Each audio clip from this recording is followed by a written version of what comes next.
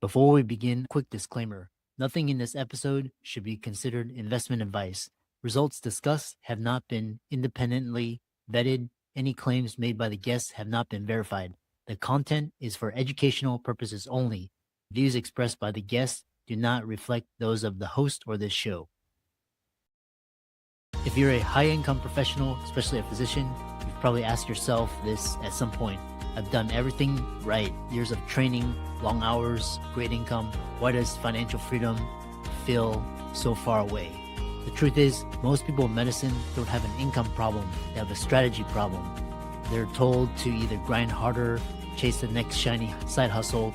Somewhere along the way, it starts to feel like the only way out is to walk away from the very career you spent decades building. But what if that's the wrong move? What if the path to financial freedom isn't about escaping your profession, but leveraging it? In today's episode, we sit down with Dr. Mounang Desai, an ER doctor who didn't abandon medicine. He used it as a foundation to build a real estate business over decades. This isn't a story about overnight success or chasing trends. It's about patience, specialization, building real wealth slowly and deliberately. We'll talk about the biggest mistakes high-income earners make when entering real estate, why dabbling can be dangerous, and how focusing on essential, resilient assets can create long-term financial freedom even in uncertain markets.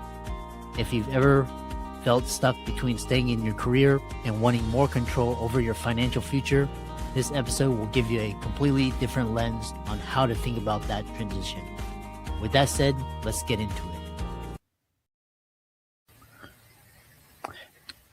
Hey guys, and welcome to another episode of the Financial Freedom Podcast. I'm delighted about today's guest, Dr. Mounang Desai, a fellow Houstonian. He's trained in emergency medicine in the medical center. He is here to talk about his real estate activities. Happy to have him on the show to share that with the audience of doctors, high-income professionals. Welcome. Appreciate you having me. We connected through LinkedIn. Briefly introduce yourself and we'll dive into the questions. Physician for the last 30 years, trained in Houston, have done different endeavors on the entrepreneurial side of healthcare, from acute care facilities, emergency rooms, staffing groups. Then my career evolved from being a heavy healthcare operator, provider in an emergency medicine space into what I had always done in my healthcare endeavors, which is real estate, but wanted to do more of it in the latter part of my career. Over the last 5 years, that's where I've landed in commercial real estate. It's a segue into the conversation, but you have so many areas of interest and expertise. A lot of doctors out there who are contemplating career changes with all that's going on in healthcare. What would your advice be to someone that would be interested in doing what you're doing? The journey to real estate wasn't one that was all of a sudden. It's actually started in healthcare. Being a part of an acute care hospital, ground up development was ultimately at the start real estate. We acquired land, did ground up construction to do emergency rooms and imaging centers. It still always started with real estate and sharpened that pencil over 15 to 20 years. What's my advice getting into real estate? It should be measured and slow. For all the other side hustles everyone has or looks to have, my net worth, my financial freedom started in healthcare. And so I wouldn't give up on healthcare too quickly. It took so much of our lives to get to that point. I would still cultivate that as much as you can. Then if you want to do something different, make sure that it's the right step. Quick pause here. If this episode is making you rethink how your income is structured, that's intentional. Information doesn't create freedom, structure does. At the end of this episode, I'm going to show you how to diagnose whether you're building leverage or just scaling complexity. Let's get back into it. Well said, get your ground footing before venturing out into other areas. For someone that is doing a lot of commercial real estate development, you mentioned 290 in the different centers. What are the pitfalls and risks that one should be aware about, given today's time with interest rates? You've got a very volatile geopolitical, a very divisive political landscape. What should people be aware of before venturing out into this area? The first thing is that we don't dabble. This is what I do every day of the week. My expertise sits in this. That's first and foremost. That goes with anything, whether you're specialized in healthcare. You got to be very good at what you do. You can't be the jack of all trades. I know that's funny coming from an ER physician. As in healthcare, you have to know what you know and you have to know what you don't know. That's the best physicians.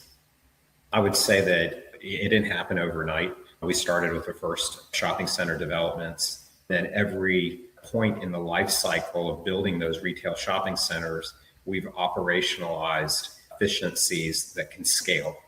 This is not a company of one shopping centers per year. We have to do many projects. The reason behind that is because with doing a lot, you get economies of scale. We have over 500 investors.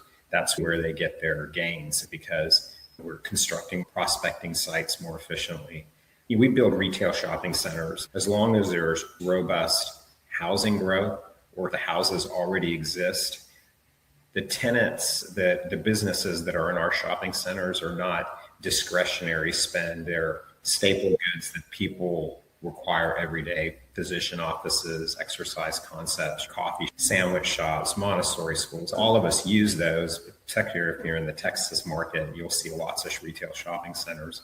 At the end of the day, what we're really trying to do is avoid shopping that's close to your home.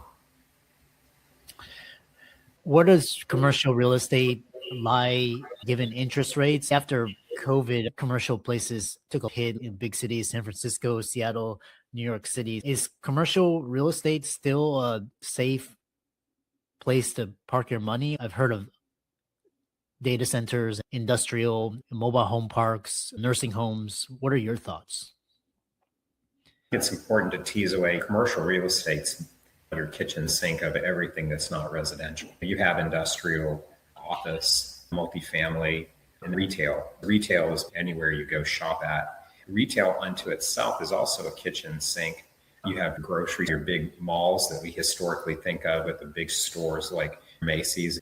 Right where the master plan community is coming out of or within your master plan community, you'll have small neighborhood essential shopping centers within 2 or 3 minutes of your home. That is what we build. I would say that they're online proof because they're not selling goods, they're selling services. Regardless of macro, one of the asset classes that survived COVID was retail shopping centers. It wasn't by chance or happenstance that we started building these. We understood it. My partner built hotels, climate control storage. I built healthcare facilities. He's built retail shopping centers. What we noticed through 20 and 2021 is the most resilient of asset classes, retail, particularly close to home. As it relates to interest rate, it's a great question. We're building at cost. We're not acquiring. We're not value add. So we're not buying at a premium. It's an arbitrage between your debt, what you acquired. We're building at cost. So there's a large spread when you're creating something from nothing. That's where we stick with. Interesting enough, it's counterintuitive, but when interest rates are relatively high, you should develop because duration, exposure to interest rate during development is 18 months. It's not 20-year terms. There's a lot of buyers for these retail shopping centers because they're looking for clean mailbox money. They're triple net assets. The OPEX is passed on to the tenant. It's a lot different than residential. I would say this has been a very stable asset class. Coming onto the podcast with Malabar Capital, your co-founder, how are you different and how do you operate? What are you looking to promote to the audience? There's a lot of real estate opportunities out there. They offer different things. We'll buy something, fill up the vacancies, improve the leases, rehab from a capital expense, CapEx standpoint, new roof, new parking lot. All of a sudden, you've improved on the value of this entire asset. Those tend to be cash flowing, you get depreciation, tax. How do we sit different? Our life cycle for our asset is 3 to 4 years. We buy great dirt in master plan communities. If you're in Houston, I urge you to take a look at our website. We probably have a shopping center close to you. We build a brand new shopping center. Once we fill it up with tenants, we sell it into the capital markets. How is that different? We're not cash flowing day one, but we have been able to consistently deliver 1.9 to 2.1x on our shopping centers. That's without pushing up rents. 4 years ago, there were no rents, there were no businesses. It's a different model, but I would say in everyone's portfolio, if they're investing in real estate, absolutely do the value add, do the opportunistic syndications, but you should have some exposure to development. And if you're in Houston or Texas, what better place? We're going to experience 10 to 12% population growth over the next decade and a half. Talk about your investor base, doctors, lawyers, high income. Do they need to be accredited, minimums, holding periods? All of the above, certainly physicians, because that was a large part of my network. High net worth individuals, professionals, lawyers, engineers, business owners, not just in Texas, throughout the country. Our network is big. We have over 500 investors.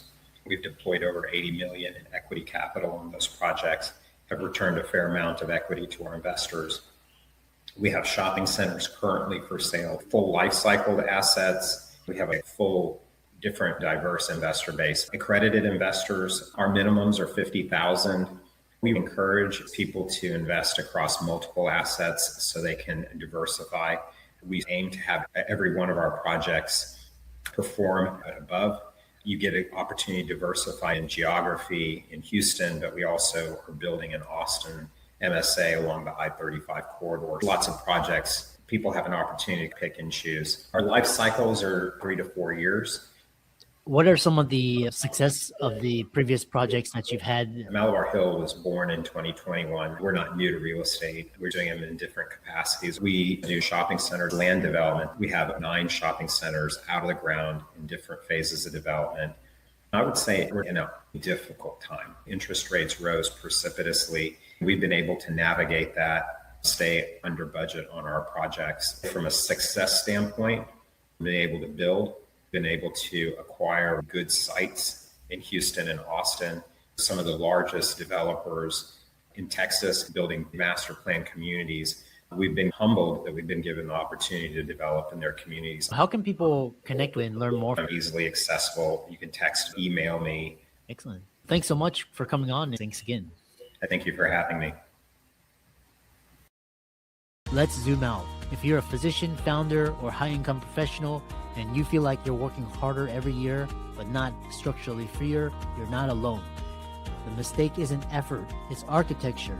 This show exists to help you convert expertise into scalable leverage, faster and with fewer expensive missteps. Here's the diagnostic I mentioned before. If your income requires your constant presence, if your capital isn't compounding outside your profession, if your highest value talent is doing low value tasks, you don't have a growth problem, you have a leverage design problem. And if you want to fix it with clarity instead of guesswork, I offer a limited number of one-on-one leverage strategy sessions each month.